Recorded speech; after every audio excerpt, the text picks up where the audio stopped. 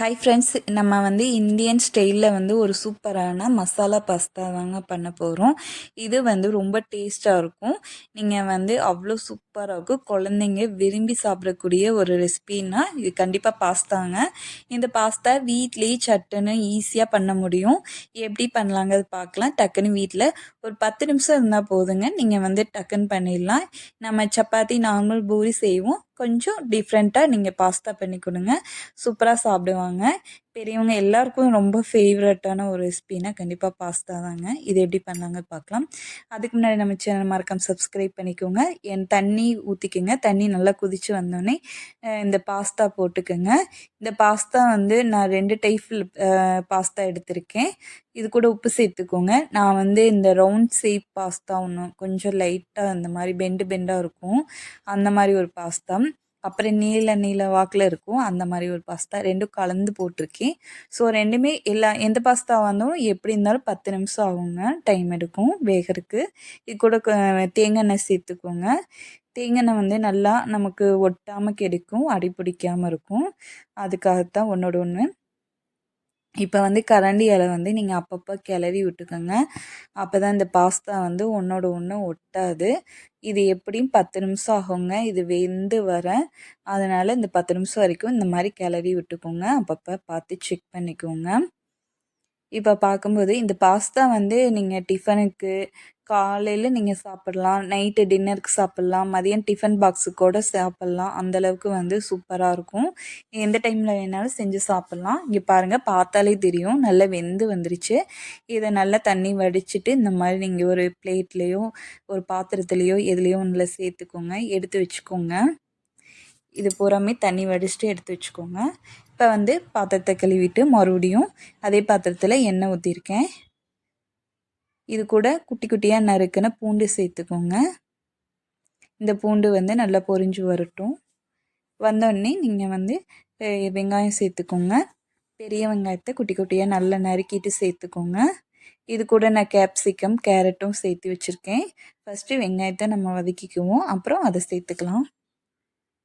வெங்காயம் நல்லா வதங்கணுங்க. நல்லா எண்ணெயிலே வதக்கி விட்ருங்க. இப்போது வெங்காயம் நல்லா வதங்கி வந்துட்டுருக்குது. இப்போ வெங்காயம் நல்லா வதங்கிருச்சுங்க. பார்த்தீங்கனாலே தெரியும் நல்லா வதங்கிருச்சு. இப்போ இந்த டைமில் தக்காளி சேர்த்துக்கோங்க. தக்காளி ஒரு 2 தக்காளி நறுக்கிட்டு குட்டி குட்டியாக நறுக்கிட்டு சேர்த்துக்கோங்க. இப்போ இதை நல்லா வதக்கி விடுவோம். இப்போ இந்த டைமில் கேரட்டும் கேப்சிகமும் போட்டுக்கலாம். இது எல்லாத்தையும் நல்லா மிக்ஸ் பண்ணி விடுங்க. அதுக்கப்புறம் பார்த்திங்கன்னா இதுக்கு தேவையான அளவுக்கு நம்ம உப்பு சேர்த்து வதக்கணும்னா சீக்கிரம் வதங்கி வரும். இதுதான் ட்ரிக்ஸு. பொதுவாகவே காய் வதக்கையில் நீங்கள் உப்பு போட்டு வதக்கிடுங்க, டக்குன்னு குக் ஆகும். இப்போ இதை நல்லா பரட்டி விட்டுக்கலாம். இந்த டைமில் நம்ம மசாலாவும் சேர்த்துக்கணும். நான் கரம் மசாலா சேர்த்துருக்கேன். கொஞ்சம் போல் கரம் மசாலா சேர்த்துக்கோங்க.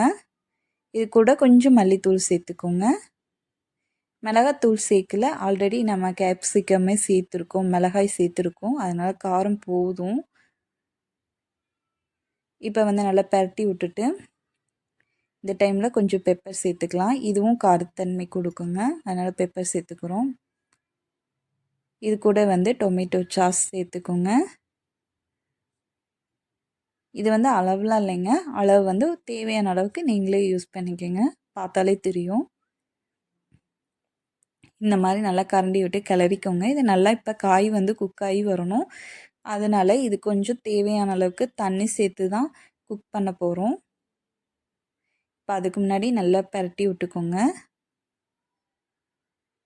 ஏன்னா இது எண்ணெயிலேயே நல்லா வதங்கிடணும். கேரட்டு கொஞ்சம் வேக டைம் எடுக்கும், அதனால் கொஞ்சம் தண்ணி சேர்த்துக்கோங்க. உங்களுக்கு இன்னும் கொஞ்சம் மசாலா தேவைப்படுச்சுன்னா கொஞ்சம் மசாலா ஆட் பண்ணிக்கோங்க. கரம் மசாலா கொஞ்சம் ஆட் பண்ணிக்கோங்க. இதுக்கு தேவையான அளவுக்கு இன்னும் கொஞ்சம் உப்பு போட்டுக்கலாம்.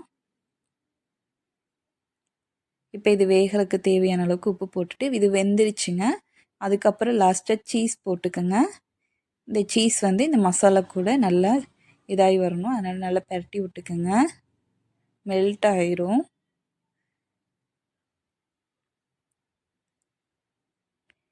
லாஸ்ட்டாக வந்து நம்ம வந்து எல்லாம் ரெடி ஆயிடுச்சுங்க.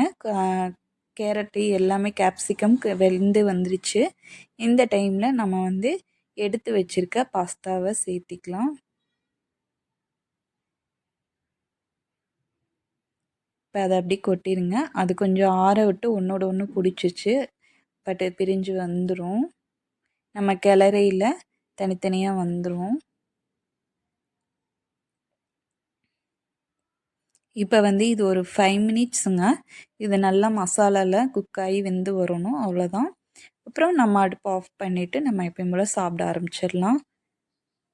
ரொம்பவே டேஸ்ட்டாக இருக்குங்க. ரொம்ப சட்டுன்னு ஈஸியாக இருக்கும். நீங்கள் வந்து நைட் டைம் தோசை, இட்லி, பூரி, சப்பாத்தி இந்த மாதிரி சாப்பிடுவோம்.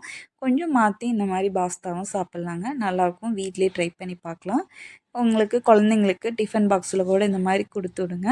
கண்டிப்பாக விரும்பி சாப்பிடுவாங்க. இதுவும் வந்து கொஞ்சம் ஹெல்த்தியான ஃபுட்டு தாங்க. இது ஒன்றும் இது நம்ம வீட்டிலே பண்ணுறதுனால எந்த ஒரு கெமிக்கல் எதுவுமே ஆட் பண்ணலை. இதை வந்து சேஃபான ஒரு ஃபுட்டு தான். டேஸ்ட்டாகவும் இருக்கும். இதில் நான் இன்னும் வேணும்னாலும் நீங்கள் வெஜிடபிள்ஸ்லாம் சேர்த்துக்கோங்க. இப்போ பாருங்கள், சூப்பராக ரெடி ஆயிடுச்சுங்க. மறக்காமல் நம்ம சேனலை சப்ஸ்கிரைப் பண்ணிக்கோங்க. வீடியோ பிடிச்சிருந்தால் லைக் பண்ணிக்கோங்க. கண்டிப்பாக ட்ரை பண்ணி பார்த்துட்டு எப்படி இருக்குன்னு கமெண்ட்ஸில் சொல்லுங்கள். அவ்வளோதான் ஃப்ரெண்ட்ஸ். பாய் பாய்.